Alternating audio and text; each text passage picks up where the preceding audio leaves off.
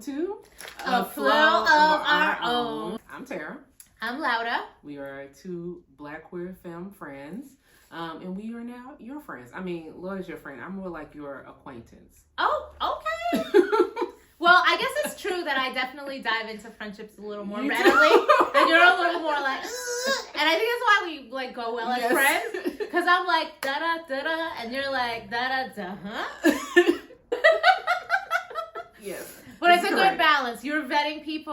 Yes. I'm nice to people. Yeah, and it goes together. It goes well together. It goes well together. It works out. We're so excited to be having you back to our channel and to chat. We have some amazing segments for you today. Of course, we're going to have question of the day. Mm-hmm. And today we're going to actually be reflecting on the past year and the year to come. So excited for that. Yes. You know, a little end of year review. We're also going to do a segment called Go Figure, where we introduce something that was exciting to learn about, like a factoid, something new. Go figure. We're also going to have some glimmer and simmers. Don't worry. We'll always do a glimmer and simmer. And then we're going to do some wonderings at the end for the year to come. Yeah. So let's get into it. Yeah. Well, let's jump into the question of the day. Mm-hmm. So as you know, the year 2024 is coming to an end. Went so fast. Mm-hmm. And so my question of the day is, was 2024 that girl or no? Why or why not? Here's the thing. I think she was that girl, but not always in a good way. Oh. You know, she's like that girl who was like a little messy. Okay. But sometimes told some truths in the same time. Yeah, absolutely. I feel like that's who she was. So I guess there's two ways we could talk about it. 2024 to the world, and then 2024 to us personally. Okay. So maybe let's start like, what did we accomplish as a nation, as a globe in 2024? I feel like nothing. We were a mess. That's what I said. Like, everything was a mess. A mess. Like, we still have a genocide raging on. We have multiple genocides raging on. The election was not a great outcome. No, it was not. It was not what we were hoping for. No. We had been hoping and looking for that change. Right. Did not come. Right. I feel like the Olympics came and there was some highlights, but there were some challenges around like queer acceptance with the Olympics. Yeah, that was wild. For sure. But we did see Simone Biles. We did see Simone pop back out. Cheers. I mean, that was a great success. Who's not surprised by that? Who's not surprised? We also, of course, had some excellent Beyonce moments. You know, she continues to show us and shine. I feel like music-wise, it was a good year. But yeah, in terms of like political stuff, it was mess. All right, so I mean, and we also did get Wicked. I feel like we're gonna have to do a whole episode. That's on gonna Wicked. be like a one episode. That's coming. Don't worry, don't fret. That's gonna be his own glimmers and simmers situation. We're gonna do a whole podcast on. Watch out for that in 2025. Yeah. So I would say, like, to your point. So politically, 2024 was not that girl. We've seen so many attacks on LGBTQ and trans people. We've seen just so much going on. Mm-hmm. But at the same time, 2024 was that girl in terms of creativity. Yes. Yeah. Yeah. Were there any other creative elements that you were like, okay? I feel like I wasn't as tapped in this year as I have been previous years. So I feel like music was the way I was tapped in the most. Yeah. I do know a lot of people were saying there was a lot of good shows that were coming out this year. That's true. But you know how I am with shows. I wait. I wait till like 2 years and I'm like, I'm gonna watch this thing finally. Or you find out about it on Instagram. Yeah. Like Sarah will hit me up and be like, hey, da da da. And I'm like, oh, you watched it? She'll be like, no. I keep up with current events. I just don't always partake in the events. I mean, I totally get it. Yes. All right, so we're gonna give 2024 the Creative Award. Yes. Yep. And we're gonna say room to improve for next year. Very will much be, you know, ethics, humanity. Mm-hmm. Right? We need to look into that area. Yes. Get some therapy there. Yes. I wonder, like, how do you think that we can, if at all, repair? I won't even dare say heal, but repair as a nation. Like, how can we move forward from this rough year? I don't know if we're in a repair moment now. I think it's more of a reckoning moment. Oh. Like, I think we have to really sit with why certain things are happening. Yeah. Why folks do not feel, some people feel like what's happening politically does not feel in line with who they are. Yeah. Some people, even though the person they liked may have won, they also are still dealing with like, oh, wait a second, maybe I didn't get 100% what I thought I was going to get. Yeah. So I think we have to deal with the reckoning of it. And then also just be honest about what we actually trying to do. Yeah.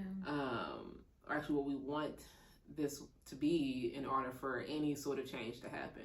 And, you know, sometimes the folks in charge, currently in charge, are not going to be the people who make it that change happen. Yeah, absolutely. Yeah. I think that's such a good point. Like, we're not even in the repair stage. We're just like reckoning and processing and dealing with what has happened, where our nation is at, where we are globally, just all the challenges ahead. And typically throughout history, the power that we do, you know, attain and secure in terms of human rights don't come from the people in power. They come from activism. Actually, in fact, almost everything we've ever gotten and secured for ourselves as people is through fighting and organizing efforts. Right. So it just indicates and shows that we need to continue on that trajectory of collaborating, organizing, finding ways to do mutual aid, and creating that future on our own. Yeah, well, that's why I tell people this year. I was like, when people were talking about how angry they were, or you know, things are happening, and I was like, find your organizing home, find the people you want to organize with, because nothing is going to shift at all if we are not doing that work locally, but also connecting with each other nationally and globally. Yeah, absolutely. And like, our struggles are interconnected, as we know. It's the basics, but really leaning into what does that mean that our struggles are interconnected. Yeah. And how, like we talked about in the last episode about like being specific about our, and that's what makes us more authentic, being specific about the challenges that we're having and sharing them, and working together on them, so then we can connect with people globally who are going through similar struggles and learn from each other. Like, what are you doing in Central and South America to deal with this? Right. And how can we learn from it here? And like building those coalitions. For sure. Yeah. For sure. How do you feel like for 2024 for yourself? Do you feel like it was that girl for you, for yourself? Oh, moving to personal. Yeah. I would say, to be honest with you, for the past like half decade, 5 years, I've been on this forward trajectory of setting goals and like achieving them genuinely in my personal life, right? So for me, it was like marrying the person that I love, and that's, you know, not something that I just took for granted as a queer person would ever happen to me, that I would ever really find that person. We got married 3 years ago, and that kind of set the stage for these past few years to be moving forward in a forward direction in my life. So we had the baby, then we were able to purchase a home this past year, and I would say 2024 was that girl for that, because it's not just like, oh, you purchased a home, no big deal. Like, that took a lot of years of savings, a lot of strategic planning, a lot of really thinking through, and also the process of purchasing a home was really difficult in terms of research, making sure it was the right community, the right place for being a queer interracial couple, and for having a child. Where do we want to raise our Black child with a queer family? There were so many decisions that went into that one big decision of purchasing a home, and then to be able to do it and then deal with the banks and like have the proper savings for it and make it all go through, and then moving in, renovating the space, decorating it to be a merge of our African and Mexican heritage. It was a big undertaking, and I feel like that was a big gift for me to myself, with my partner and our family, and that we really did that together. So I will say 2024 was that girl for that. But I will just say, like, home ownership as a Black person is something I don't take for granted, but I also want to say that I realize that's not a reality for a lot of people. Right. So it's still, there is a little bit of sadness in that, thinking through everything that's going on in the world and how I wish everybody could be in that position of feeling safety and security. Right. And I think about children in Palestine every single day. And that really weighs on me. So it's like, personally, I could say yes in terms of achieving check boxes that feel good, but not in terms of things politically that really do weigh on me as a person, and that I think about every day what I can do to improve. So one thing that we did this year, and you came and supported, we had a party to raise funds for the Palestinian Children's Relief Fund, and we raised $18,000. So that felt like something attainable that we could do. And so when I think about successes, it's not just about like the material things, it's also about, as an organizer, as a human, what did I do this year? I also feel like being a mentor to my students, my graduate students, and the people in my orbit, I feel like there was a lot of growth this year. So I would say 2024 was a complicated yes, that girl. Okay. What about you personally? Personally, I felt like that girl, but in a chill way. Yeah. This was the year I feel like my mental health was stable. Nice. Like, I didn't feel like I was going through a bunch of ups and downs a whole bunch. I felt like when things were happening, I could process it and not spiral. And, you know, it's been rough the last few years. You know, I had a lot of changes going on. I think I was still processing a lot of grief from like previous years. Yeah. And so having this year when I was like, oh wait, nothing like I'm not going through a bunch of craziness was like a really big deal for me. It felt good to be like, oh, I can like process this and like reflect on it and, you know, experience my emotions, but I'm not like sitting in something that, you know, doesn't feel good. So it felt like a calm year for me. And I hadn't had like a calm year in a minute. So yeah, it felt good. And I feel like my relationships with, you know, people I love, my parents, you know, you all, my young people, those felt good. And I feel like those are things that also kept me like stable as the year went. So yeah, that felt good. We love a stable year. We love a stable year. I was like, is this what normal people feel? This is what y'all like? Wow, just feel chill. Right? Y'all feel chill like this? Wow, that's amazing. I mean, but you know, you put the work in. Like you put the work into like really thinking through, going to therapy, getting a coach, like professional coach, really asserting and communicating what you want. Yeah. Being in community with people. You hung out with us a lot this year and your friends, and I saw you going out and doing things, and all those things bring you joy. Yeah. You really centered what makes you happy. You're buying yourself flowers. You're doing all these little things. You took a sculpting class. You came over and did your garden. Right. I just saw you pour into yourself. Okay, I didn't so do the much. Garden though. I know, but you set up the stage. y'all did the garden. I did the garden. And Jai, shout out to Jai, lead botanist. Right. But at the same time, like you created the space and you cooked for us. You hosted events. You had all your friends over. I feel like you really leaned into like accepting support and love. No, I certainly did this year. Yeah, I think I definitely did that. And I think I was talking to my therapist about it. Like, I think for a while I thought I didn't have a purpose anymore, because like I'm not in K through 12 education anymore. But then I realized like I still have that same purpose, which is supporting young people. That's one of my purposes in life, and that is still something that I care about and something that I do. Just maybe the way I do it is a little different now, but it's still like the practice that I take the most pride in. Yeah. And so I do feel like that's something that I really was doing this year, was like supporting the young people that I work with. And continuing to do the best I can for them. Yeah, I mean, you definitely have a purpose, but it's one thing for someone to say to you and for you to feel it. Yeah. But I know your young people, you talk about your work all the time, and they're so thrilled with all the things that you plan for them, how you support them, how you show up, even like the food you buy for them. I heard that they love the food. They do. That's why I'm like, I know you are my children because you're also like, we gotta have some decent food. Yeah, exactly. Like, come on. We have standards here, standards. But I think you're really showing up for these young people, and that has a butterfly effect of like how many people you're supporting. And that's just your work. Like for us, you are such a supportive friend, and you show up and you're like a dream friend, right? That communicates, is here, always around, and like just giving so much of yourself and also receiving. It's really great to be your friend. So I hope you know that you have a lot of purpose. I do. Yeah.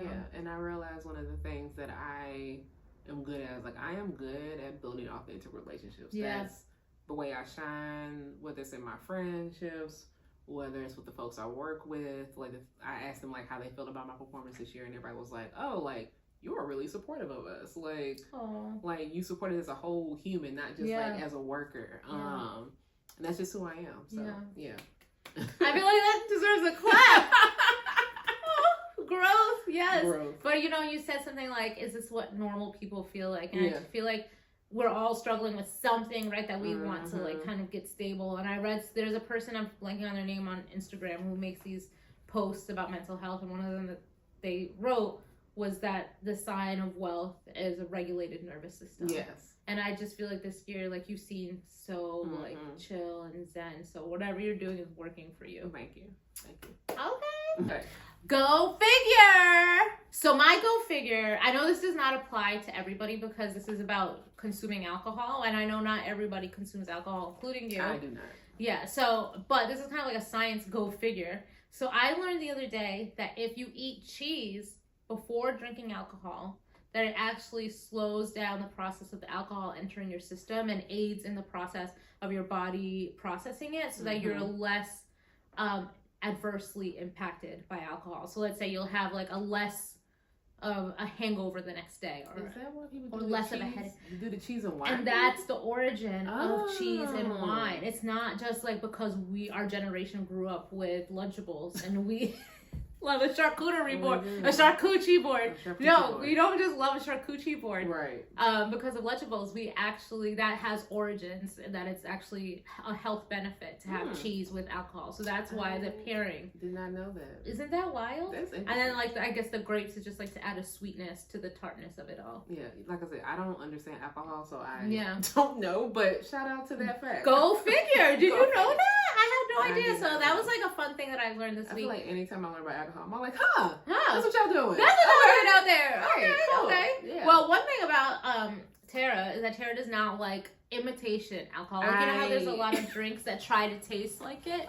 Every time I try to buy one for Tara, they're like, nope. No, I thought maybe that I was like, oh, maybe I like the fake ones, and then I just do not like the taste of alcohol. Period. But do you like non-alcoholic drinks that are not meant to taste like alcohol, but are like just fruity and delicious? Yeah, they're like, if people like mixing like different juices and stuff together, or that's cute. Yeah, you know, as long as it's not trying to be like, this tastes like a gin and tonic. I'm like, child, I don't want that. I don't want that though. No. Yeah. Yeah. I noticed that there's been over the past few years like a rise in mocktails. Yes, there are. Do you have a favorite? Not really. Well, there was a place called Cadence. It's like a vegan soul food spot on the Lower East Side, and they have this cucumber drink that is alcoholic, but they can make a non-alcoholic version, and I had it a while back, and I was like, oh, this is kind of good. And I'm not a big cucumber drink person because my brain sometimes doesn't understand it, but it worked out. It like balanced out. Love cucumber. I could see that being so refreshing. It was. Yeah. Oh, another go figure is oysters. Oysters have just so much to unpack. And Tara, I actually noticed your headband. Yeah. You have oysters on your headband. Can you like put it up to the camera so people can see? I wanted to take it off. People need to see this. Oh my gosh. Okay. Can you show the oysters? Do you see them? They're so beautiful. I like the Tell us about that. So I decided that because I'm getting more protective styles, that I wanted to start wearing bandanas more, and so I had been looking for different bandanas and saw this one. I found out I like oysters. I like to eat them. I also think about like Zora Neale Hurston when I wear it because she has this phrase she talks about, she's sharpening her oyster knife. Oh. It's like another poem I like by Eve Ewing that references that. Yeah. So like it just feels like a very like kind of like Black woman-ish typography, aesthetic decision. Yeah. It's beautiful. First of all, the color. Second, all the graphic elements.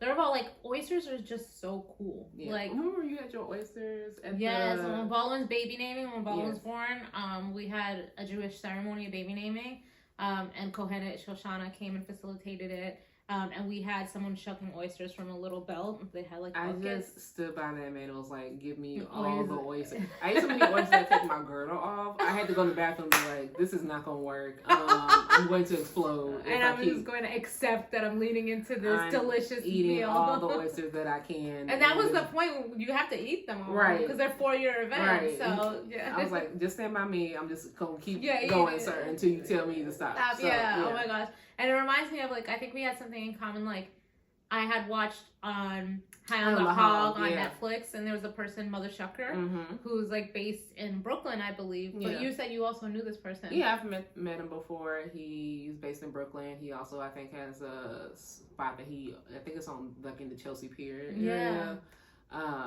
But yeah, like that's like one of the first times I started to really like get into oysters, was seeing how he talked about oysters, and also the New York City project of getting oysters back in the water. The Billion Oysters Project, because they help to filter the water. Yeah, so getting back that and just kind of learning the history of oysters and how it used to be like the way hot dogs are on the carts in New York City. They used to be what oysters were. And often a lot of Black people would be selling them and shucking them. Yeah. And in fact, New York City history, fun fact also, Pearl Street was named Pearl Street in Lower Manhattan because that is where a lot of the oyster carts were. And so the streets were often lined with the shells of oysters. And even though they don't technically have pearls, but they would still like the connection to shells. But also like they have that pearl-esque look to them. They do. They're beautiful. Yeah. So, there's a lot of Black connections with oysters that you pointed out, and then New York City history. And also, fun fact is that oysters originally used to be the size of a dinner plate, but they just got smaller over time because of the water quality. I feel like I would pass out. It's too much. No, you have to cut it up. You definitely imagine like trying to like put a giant oyster. Yeah, no. Horrible. Yeah, but they're older ones too. They have more time to grow. All right, we got some good go figures there. So we're gonna do glimmers and simmers. For those who are new, glimmers are things that made us smile, things that were really like shining. We loved it. It's kind of like, I won't say the opposite of a trigger, but trigger is something that can like make you feel like, ooh, that's a lot. Where a glimmer is like, oh, this feels pleasurable, this feels good. But also simmers, things that made us think, things that were like still kind of unfolding and kind of bringing the heat up on. And so we're gonna do that for 2024. There were some things that were glimmers this year, things that we're still thinking about. So yeah, let's start with that. All right, so one thing that's interesting to me is, I mentioned earlier in the beginning, this concept of Beyonce, right? I feel like it was like a real glimmer to see her assert herself in regards to country music, because she identifies as a country person. She's from Texas. She talks about often in the beginning of her career with Destiny's Child that people didn't want to dress her in these country girls, so her mom and her Uncle Johnny had to make their clothing. So I feel like there was a glimmer to see her just like assert like, hey, that country culture is also rooted in Black culture. Not only also was actually the origin and actually country music, like many musical genres, came out of Black music, right? And even the banjo itself is an African instrument, right? So we can point to so many facts, do the research, but the shade. No, we all know this, but what was a glimmer to me is to just see her say, well, even if I'm not going to get a country music award or never get played on the country music channels across the nation, I don't really need that because I am country. I don't need you to tell me that. Right. So it was like a real glimmer to see her kind of like step into that space and to see other Black folks, because I have so many friends who are like from the South and own country culture, but are often excluded from it because of this kind of like white supremacist narrative that Blackness has no stake in this, which we know is false. So it's just like really nice to see people across the nation like rocking their boots and their hats, and just like reclaiming it. It was a reclaiming moment. But then a simmer that I have for this is there's constantly this rivalry that's pinned between Beyonce and a Taylor Swift. And I kind of wonder what you think about it, because you always have hot takes. And there's nothing wrong with Taylor, because that Beyonce and Taylor are like good friends. Yeah, cool. And they actually don't want to be swept into this spiral of like femme competitive energy. They don't want to participate in that. They don't feel competitive with each other. But I believe that Taylor Swift was named like Time Person of the Year. They have last year, right? So I guess that's not a 2024 thing, because we know the orange person who was named it for 2024. But it did play out this year though, as a result of it happening last year into 2024. So I wonder, like, what's your take on the Beyonce Taylor thing, if at all? Like, maybe we shouldn't even be having this conversation. I feel like it's a non-take at this point. I feel like it's not like these two people had an issue with each other and then that's where it started. It's like people wanted to have them have this rivalry and they refused to do so. And so I feel like it's a non-issue at this point. Okay, now I feel like I have a fact. Oh, wait. Before your fact, though, I think that, wouldn't it be amazing if Beyonce and Taylor Swift as country people, because Taylor started kind of a country music, wouldn't it be awesome if they did a country song together? Yeah, but I feel like Taylor is out of her country music thing. She's not in that era anymore. She's very much in her songwriter, she's like in her songwriter songstress phase. So I feel like that's where she started, but that's not where she's at now. So I feel like she would do it, but I don't think like it's her thing. I don't think it would be a natural thing for her to be like, oh, I'm just gonna go and do this. That makes sense. All right, so wait, you have go figure. I do have a go figure, which is related to the idea of like Blackness and Southernness, which is that most people in the United States who are Black live in the South. And so I think sometimes people forget that when we're talking about the South, that it still is very Black. And what really is the sauce that makes a lot of the stuff happening in the United States is based in Black Southernness. And I think there was a conversation that was happening this year, if we talk about a simmer, of kind of like where that has kind of like spread in different ways. Like we're talking about the Great Migration, and how people have moved from the South to the West Coast, moved to the South to Chicago or to the North, and how that has like affected their art and their music. And though Beyonce is based, of course, was based in the South, that still is a conversation to be had, right? Of like how that influence has reverberated out. Now, you know, I'm not a country music person, so this is my controversial thing. This was not my favorite Beyonce album. Oh, I'm just complicating it. All right, let's unpack that. It's mostly because I'm just not into country music. Yeah, I did like some of the songs on the album, but I'm not a country music girl at all, for real.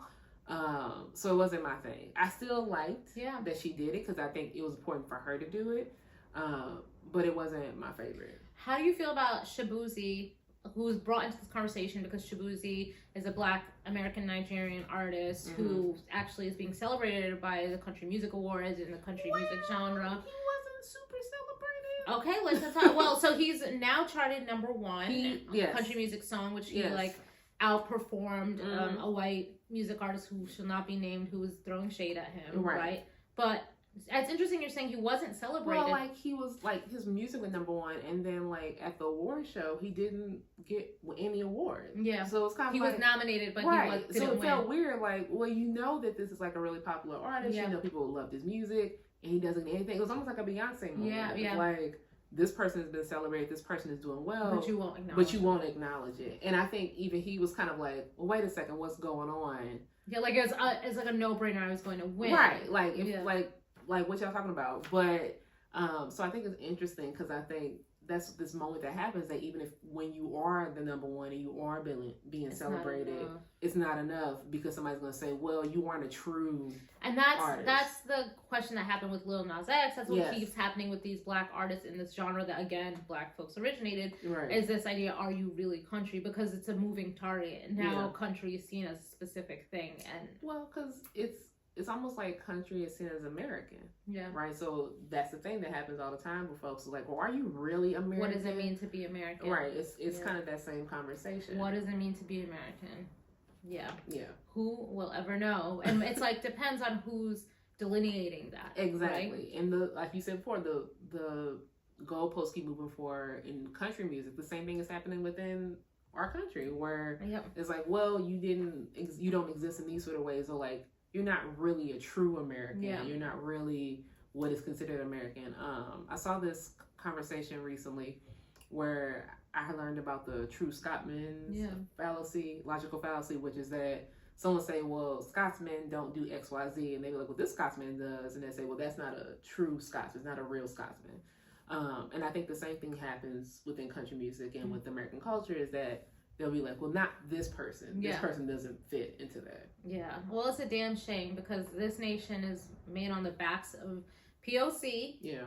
People who have been human trafficked to be here. People who have been removed from their lands forcibly.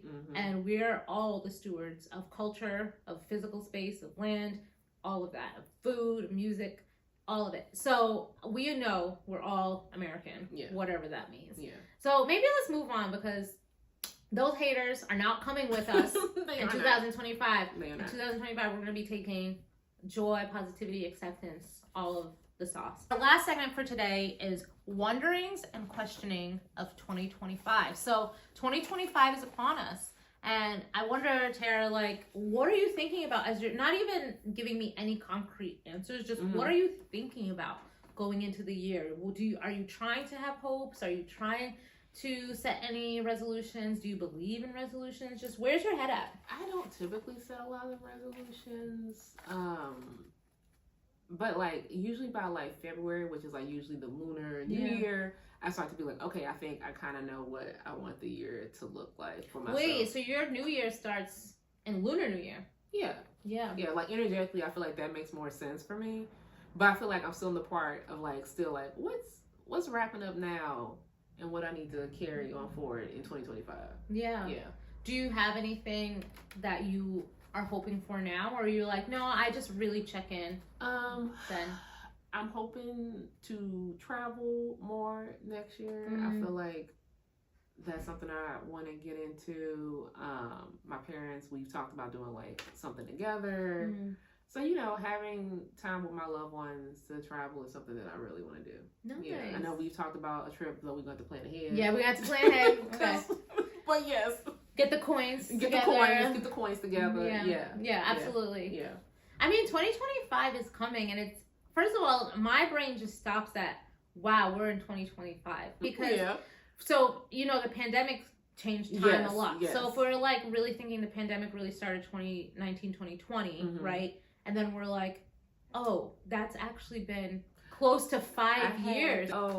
I didn't have certain career aspirations. I was like, back in 2019, I said blah, blah, blah. And she was like, you know, that was like almost 5 years ago. And I was like, but for a lot of us, I think like, you know how we, like it's a natural human thing to frame a lot of your life from your schooling, right? So like elementary, middle, high school. And even though that's like 20 years ago, you still think about it like it was yesterday. I feel like that kind of happened with the pandemic. Like it was a major life event that was really formative that just happened, but it actually wasn't just. It was like 5 years ago that it started. And that's wild. But maybe it doesn't feel 5 years ago because it's still ongoing in some ways. It is. Yeah, and it's still impacting a lot of communities and the disabled communities. So maybe we're still there. But if we think about the beginning, who were we then, right? Yeah. What were those goals that we had that we were starting that were interrupted? So for me, you know, I was on the med school track then, which feels like a completely different life because I've been a professor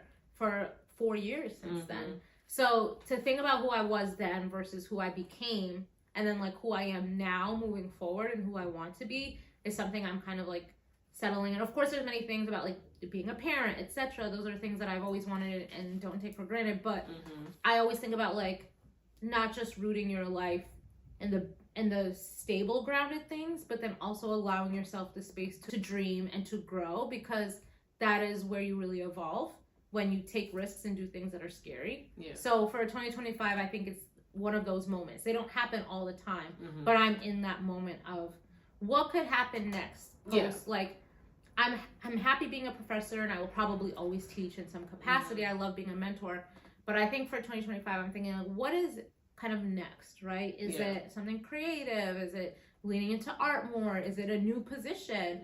I always consult. Maybe it's just branching off with my consultancy. So I think I'm very much in this like new life visioning kind of stage. Yeah, I mean, for me, the thing I've been thinking about is like, I really want my joy to be at the center of my life. Yeah. And I need everything to allow me to have as much joy as possible. Yeah. And so it really is figuring out like, what does that mean for the other parts of my life? That I'm building it so that way the joy can really be uplifted. Yeah. And that's sometimes challenging, right? It doesn't mean that like being joyful all the time, right? I'm not necessarily in this idea of like, I'm going to be joyful. Yeah, it's not possible, right? It's impossible. No, but it's like overall content. Yeah, overall content. And so trying to figure out what needs to shift in order for that joy to really be clear. Yeah. That's and so that it can really shine through. Yeah. Because I think that's something that, if we're honest, everyone aspires to, right? Like, how do you feel happy in the maximum amount of time and space? But there are certain things that need to be set up for that to happen, and it looks different for everybody, right? So, like, for some people, it's having a certain job structure, right? Whether it's like, maybe you like going to the office, or maybe you like working hybrid because it gives you autonomy. For other people, it's your home being a certain way. Like, you know, for me, like, having the home very comfortable and cute and cozy gives me a lot of glimmers of joy. Right. For some people, it's the relationships that you have and the fun you have. And then for some people, it's all of that, right? So I wonder for you, like, what's one example of something that allows you to center joy in your life? Well, I think my home for sure, and my creative practices. I feel like I've gotten to be creative this year, but not as much as I thought I would be. And so really wanted to spend some time in 2025 being able to really tap into that creativity and explore that and have fun with it. And also display it out. I think sometimes I do work and it's just for me and I don't really share it. But like being open to sharing it again and being able to be like, oh, this is what I'm working on. This is what I'm doing. Is something that I really want to get into. Yeah, we'd love to see it. Get it out there, boo. We waiting. Let us see it. I know. Once I see once you see it, I know you're going to be like sharing it everywhere. Oh, you already know. Yeah. I'm like the friend that's like a parent to everybody, and I'm like, oh, no, I'm you're so like, proud of you. I always say like Laura's the archivist of our friend group, because Laura be like, okay, now we got to get all the documentation. We got to document. Like when we go to a restaurant, phone eats first. Right. Pictures, all of it. Phone eats first is hilarious. It is though. It's true, right? Yes. I just don't even touch my plate. I'm like, do it. You already know. But I love going back through our pictures or like social media and like seeing all the funny things that we've done that you sometimes forget. Yeah. You know? Archiving is such a special, that's something that brings me joy. Yeah, it does. I can tell. Memories. Yeah. All right, 2025 is coming at us fast. Mm-hmm. It's about to be here. Mm-hmm. We're going to check back in with you in the Lunar New Year time. That's your time. Yeah. Reflecting. I would say like kind of leaning into January, certainly not the first few days, but like mid-January for me. Yeah, you have to let it settle a little bit. You know, like the Christmas tree has to be out, you know, and you got to settle into it. Are you one of those people that takes your Christmas tree down as soon as? No, I let it I feel like it's not just the day, and it's not just leading up. It's also the remnants of it and the joy. I like transitions, like ebbs and flows of life. So I will let it rock for a few days. I think the convention is January 6th throwing it out, but I'm not a conventional person, so it's just that's because like the particular it's Epiphany for those who follow the Christian calendar. And I'm not a Christian. It's more of like definitely I grew up celebrating Christmas as just like a commercial holiday, right? But in terms of like parents having time off, we could be together. It was a valuable thing for a working class family to have some time, so we just took that time to celebrate as family. And also in Cape Verde, people really do celebrate it, but my parents did not enforce Christianity on us. So for me, it's just more like family time. But Ariella celebrates Hanukkah, and it's really important. We've been teaching Baldwin about like the Hebrew letters on the dreidel and like the stories of the Maccabee and how it's the festival of lights and all those things.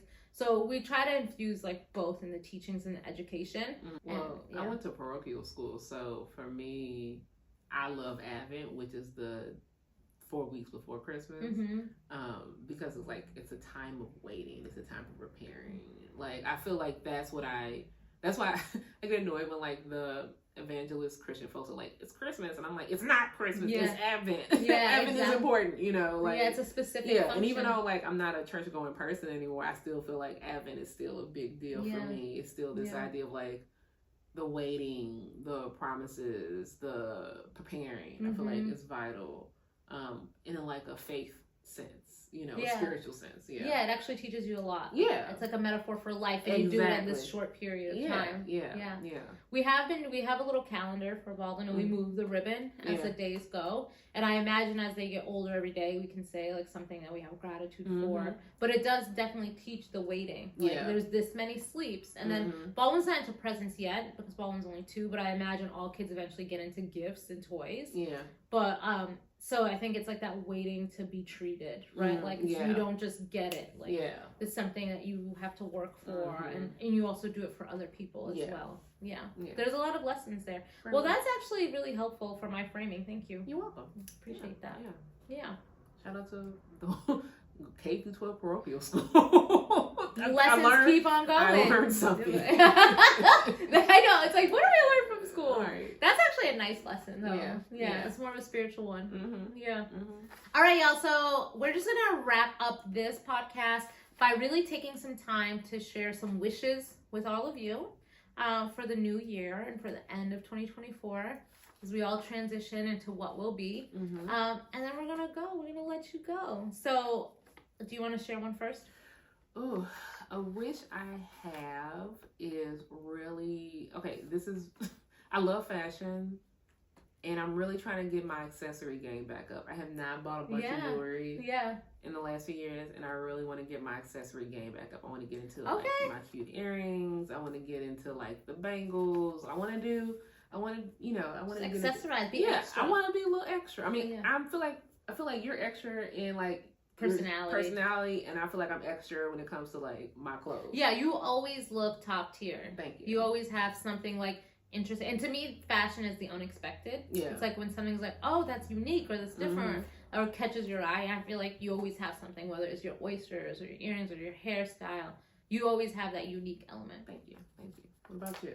Okay, a wish that I have for 2025 is just like, I know this is like, again, controversial, the Luigi Mangione moment brought kind of like this unifying thing, and I'm not making the case for organizing with people who hold you down, but I do hope that there's more unifying moments around like working class people and just people who have a lot in common, and understanding that we're kind of all being played in some way by the systems that be. And so whether it's capitalism, patriarchy, etc. And I just hope for more moments of people coming together and seeing that, and all those little fish turning against the big fish, right? Because there's more power in numbers. So that is my really hope, is that there will be 2025 will be this year of people coming together. And I want to point out that for the astrology baddies out there, that this is the first time Pluto is in Aquarius in something many decades, I believe. And it's going to be there for at least, I think it's 20. Don't be mad at me, astrology baddies, but I know it's at least 20 years. It might be 40. That's what I'm remembering. But basically, right now we're experiencing this major transformation that many of my astrology gurus and mentors have talked about. And Aquarius happens to be my sun sign. So Aquarius is all about humanity, revolution, change, progressiveness. And we're always the people who speak out, push things to move forward. So we're entering into that phase. And the last time that we were in this, and it was the American Revolution. So basically, this is a time of revolution and change. And so what I'm hoping is that we'll see some of that actually happen, and that we will be able to, as a nation, center more humanity. Well, that's why I said the globe last episode that this is the time of reckoning. Yeah, so exactly. Aquarius is very much speaking truth. Yeah. And so I do feel it's a moment of you got to really face the truth. You got to be this is what actually is happening. And if you are willing to accept that truth, then you're willing to be okay, what can we do to shift things? So how do I need to grow? How do I need to change? Who I need to organize with in order to do that? And so there are going to be people, I think, who are going to realize that and start doing it. But there are also going to be people who decide that they don't want to listen to they don't want to do it. Right? Yeah. And so I think we're going to see that play out in very interesting ways. Well, here's to 2025, from fashion to reckonings. May it be beautiful and bright and positive for you. May there be a lot of growth and rest, and that you enjoy it and enjoy yourself. And we appreciate you joining us, starting this journey with us. You can continue to follow us. Make sure you subscribe. Make sure you get in the comments. Tell us your thoughts about Yes, we would love to respond to you and reflect with you. And you can definitely also follow us on Instagram at A Flow of Our Own. We'll continue to be posting some of these little cute things on there. And then we're going to see you next time on the internet. All right. Happy New Year. Happy New Year.